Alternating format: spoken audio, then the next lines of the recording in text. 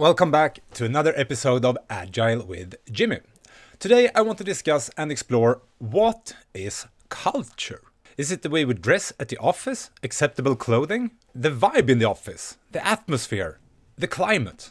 Or is it the way we structure ourselves and how we operate, our organizational systems, our policies? For example, are we allowed to work from wherever, or do we have a "you should be at the office" days? Or is culture our collective attitudes and beliefs from our people? Perhaps it's something more intangible, something less concrete. Let's hear what a few thought leaders have to say about culture. Pete Behrens, for example, states that culture is to an organization as personality is to a person. Could that be it? Or is it like Henrik Nyberg argues, stuff that people do without noticing? Or like William E. Schneider claims, the way we do things around here in order to succeed? Let's decipher and try to break this down. In this video, I will give examples of common traits of organizations and companies with an agile culture. I will share my definition of what is culture, and towards the end, I will give some advice and tips on how to shape and influence your culture at your company. Before we continue, I want to thank the sponsor of this episode, Teamico. More about their amazing virtual workplace and how it enables spontaneous conversations when you work distributed or have a hybrid remote office setup at the end of the video.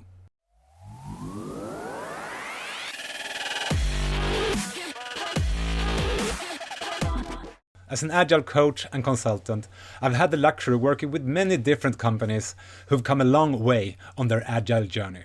And I would like to start with sharing some common cultural traits I've seen and experienced in agile organizations. The traits I'm about to share is by no means exhaustive and are based on my subjective opinions. Perhaps we get a chance to explore them in more depth in a future episode, but here's a summary. The perhaps most common trait is the profound and widespread belief that teams and good collaboration are more effective and efficient than individual heroes. Instead of staffing projects, we have cross-functional teams that plan and work together and have a shared responsibility for success and to learn from failure. Agile companies believe in the power of autonomy and self-organization over centralized control. People and teams close to the problem and the users should have as much influence as possible over what they do and how they do it. A consequence of this is that agile companies operate with distributed ownership and distributed decision-making. This doesn't mean that every team can run their own show. We of course need to figure out how to play nice together so that we don't sub-optimize or sabotage for each other. Structures, processes and roles are chosen and designed on how they support the teams. What support functions and tools do the team need to do a great job and to make responsible decisions? How would they benefit from that meeting or from that process? Not the other way around. And we default to trust. We start with the assumption that people want to do a great job, are capable of doing a great job, can act responsible, and will react on problems and risks or ask for help. Starting with assuming good intentions removes so much need for bureaucracy, control checks and approval mechanisms. It speeds up decisions and learning and vastly increases motivation. And we default to transparency. Decentralizing control requires decentralizing both authority to make the decisions and the information to make them correctly. In order for teams and people to make good, responsible decisions on a daily basis, they need access to context, rationales behind decisions, and access to insights and data. We optimize for rapid learning. We want as short feedback loops as possible from action and decision to observable impact that we can learn from, reducing years to months, months to weeks, weeks to days, and maybe even days to hours, or to minutes and seconds with the help of automation. And we encourage experimentation. We want teams to try new stuff with products and ways of working, running A/B tests. We want them to take risks and to gamble sometimes in order to maximize learning.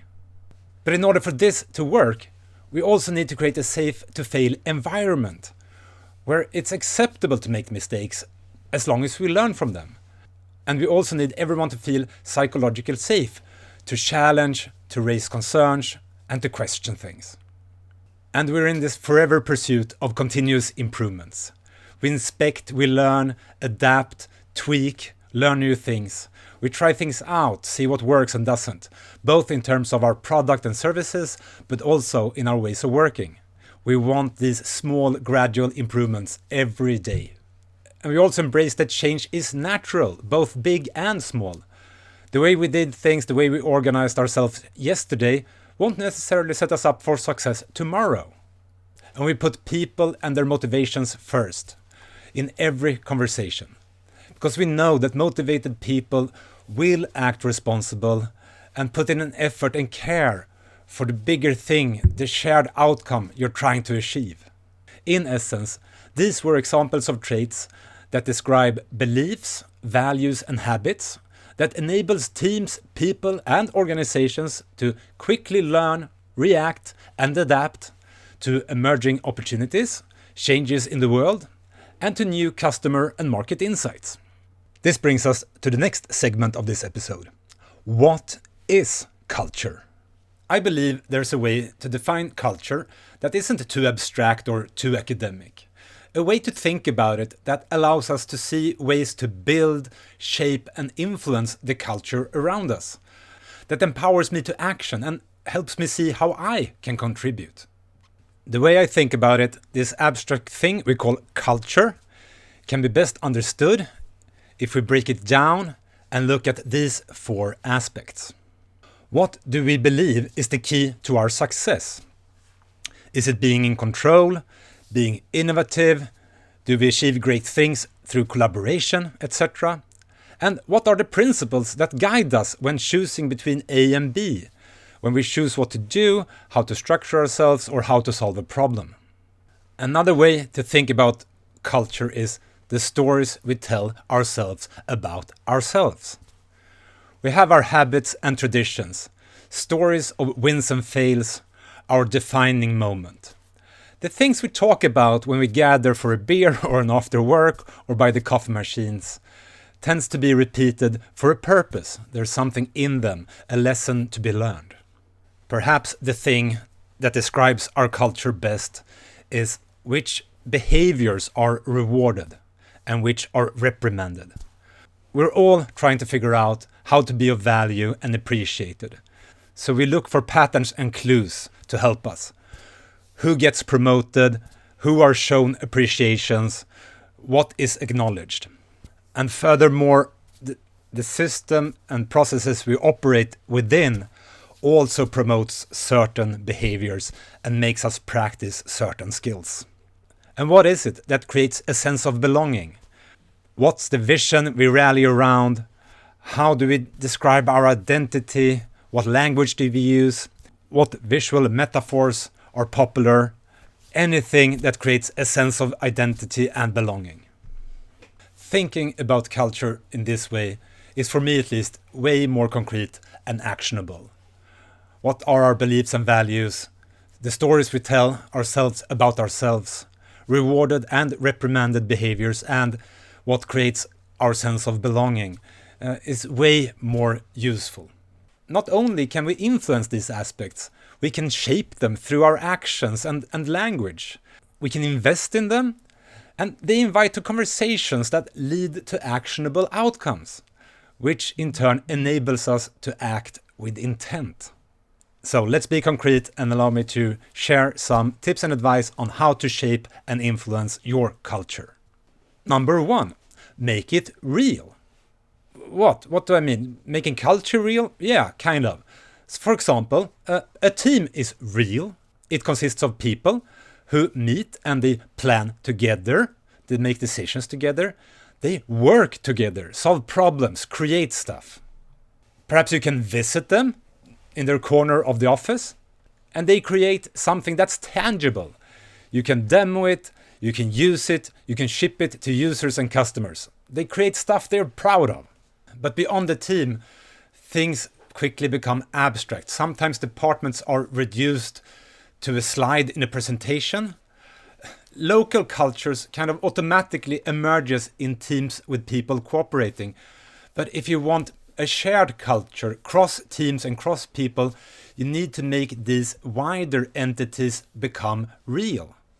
For culture to spread and for you to be able to shape and influence it, you need to create platforms and forums where you meet regularly. For example, monthly town halls or all hands. Without a channel where you can share stories, communicate expectations, and shine light on positive contributions, how else will you be able to contribute to the culture of your tribe or department and role model the behaviors you want to see in others? You need to gather, to meet regularly. Have the occasional Friday after work where you socialize and talk and share stories. Take any opportunity to celebrate together, not only hitting deadlines, but cultural events like Pride Week or whatever you can come up with. And establish traditions, handing tokens to each other or anything else that creates stories and the shared identity. And building upon that, spend time to create, craft and communicate a shared inspiring vision and an identity that people can feel belonging to. Dave Logan writes in his book Tribal Leadership, "Birds flock, fish shoal, people tribe. That's just what they do. What makes some tribes more effective than others is culture." And Seth Godin continues, "A tribe is a group of people connected to one another, connected to a leader, and connected to an idea." And Jürgen Appello fills in, "It is very hard to have a sense of belonging to a community when the community doesn't have a clear name and image. Being part of a tribe with a shared purpose helps us collaborate towards shared outcomes. As humans, we search for belonging, to be part of something bigger than our immediate family or team. We thrive in a context. And without an explicit identity or belonging, I will create my own meaning. Or I might get depressed, disoriented, or even check out. Or I might establish my own exclusive and informal network of people I like and trust." So make it easy to express pride and belonging. Create and offer swag, stuff with the company logo on or team-specific slogans on. Offer t-shirts, hand out stickers. Encourage local identities. Encourage mascots, team area decorations. Have badges on Slack channels or in Teams. Anything that strengthens a sense of belonging. And make sure to have intentional organizational design. Be conscious of your choices. One could argue that it starts with mindsets, and from mindset we see behaviors, and behaviors create results. But, as Millard Fuller explains, it is easier to act yourself into a new way of thinking than it is to think yourself into a new way of acting. And I really love it the way Jason Gibbs frames it. The goal is not to change stories and symbols. The goal is not even to change minds. The goal is to change behaviors. What does this mean? Well, when we are discussing and contemplating the rollout of a change or changing a process or a structure, we should take a step back and reflect upon what behaviors will this structure promote and what skills will people practice to be successful and to feel valued. We have so many opportunities to contemplate on the impact on people's behaviors and the skills they get to practice. For example, when choosing and changing our processes, rolling out policies, enforcing tools, our performance reviews framework, what does that promote? Our meeting structures and agendas, how we set goals and priorities, if we use budgets or not, etc., etc. All of these things have a huge impact on our behaviors. Some of these are constructive and positive and align with our values, and others might not be. Take an example. We might suffer from many dependencies between teams slowing us down. Well, one option is to install a dependency manager, someone who coordinates and keeps tracks of dependencies. That's one path that might encourage one set of behaviors. Another path could be to have a weekly dependency resolution speed dating meeting, where teams meet and resolve their own dependencies, helping each other, unblocking each other. Another challenge might be poor quality and many problems reported by users in production. Well, one path is to have a QA team as quality guardians, making sure that whatever we ship is of high quality. Another path that might promote a totally different set of behaviors and skills is to have teams with end-to-end responsibility. They are responsible for whatever they ship to production, with monitoring and on-call, for example. And the final advice for today: model the culture you want to see. Be the role model. As a leader, you are a carrier of culture. Your language, choice of words, selection of questions, choice of actions and reactions will generate gossip, become campfire stories, which in turn sets norms and impact culture. And there's something I call the leadership curse. As leaders, everything we do is interpreted and given meaning. The language we use, the questions we ask, the way we treat each other, all have a huge impact on culture and behaviors. But sadly, how we react when things goes wrong is what truly sets the norm. It doesn't matter if you yesterday said that this or that is important and appreciated, when today you acted out differently. So perhaps a few rules of thumbs could be: am I okay with others copying me? Using me as an example of acceptable behavior. Second rule of thumb: consider what behaviors do my questions promote. Are they closed yes or no questions? Do they promote a defensive reaction? Or are they open questions from a stance of curiosity? And third rule of thumb: before you react, slow down, take a breath and ask yourself, what's my current state of mind? Am I stressed, upset, or am I calm, seeing things for what they are, accepting without blame or justification? These were just a few examples. There are of course so much more you can do to shape and have an impact on the culture around you. But maybe now you see the potential of defining culture as our beliefs and values, the stories we tell ourselves about ourselves, which are rewarded and reprimanded behaviors, and belonging, what unites us. If this felt like scratching the surface and you're way more curious to learn more, well, I can direct you to activeagileleadership.com, where I've written a series of articles about culture, so link in the description below, of course. And I also offer a one-day course on Agile Culture. You can sign up for public trainings at CRISP in Stockholm. I'm more than happy to come and conduct it internally at your company as well. And not to brag, but here are some of the quotes. Best training I've attended in years. Finally, a pragmatic approach on how to influence and build culture. Practical steps from awareness to implementation. Reach out to me here or on LinkedIn. Are you working remotely and miss the sense of belonging an office can offer? Now there's a way to feel part of an office culture and catch up with colleagues, all without ever needing to schedule a meeting or send a calendar link. Let me present the sponsor of this episode, Teamico. Teamico is a virtual online office, a digital home for your team, department, or even for your whole company. Accessible by app, browser, or your mobile phone. You design your own layout, create rooms, decorate and configure the rooms and spaces according to your different needs. You can even add company branding for that professional feeling. You move yourself around by simply clicking where you want to go. And best of all is how frictionless communication and collaboration becomes. You don't have to book a video meeting, fiddle with the calendar. No, when you enter a room, you're automatically added to the conference of that room. Just switch on your audio, camera if you wish to participate. Feel for a social break? Signal that you would like some company and chit-chat by entering the kitchen. As soon as people join you, their video feeds pop up automatically, and you guys can catch up on all the latest office gossip. You can pretty much design the office any way that works for your team in terms of size, branding, and room names. There's a lot of decorations and features to make the place cozy, and special objects for celebrating team wins, birthdays, etc. There's also seasonal objects for times like Halloween and Christmas. Teamico removes that remote work feeling where you feel insecure about reaching out to others. Never feel as though you are interrupting a teammate again. Meet for after-work team drinks and get-togethers, or simply work in silence together while you listen to music or a podcast together. And team collaboration using video is super efficient. You can simplify and speed up decision-making with the use of polls, raise your hand to vote, or to ask quick questions. You can even react in-call with emojis to give the presenter real-time feedback. There are plenty more features. Find out for yourself.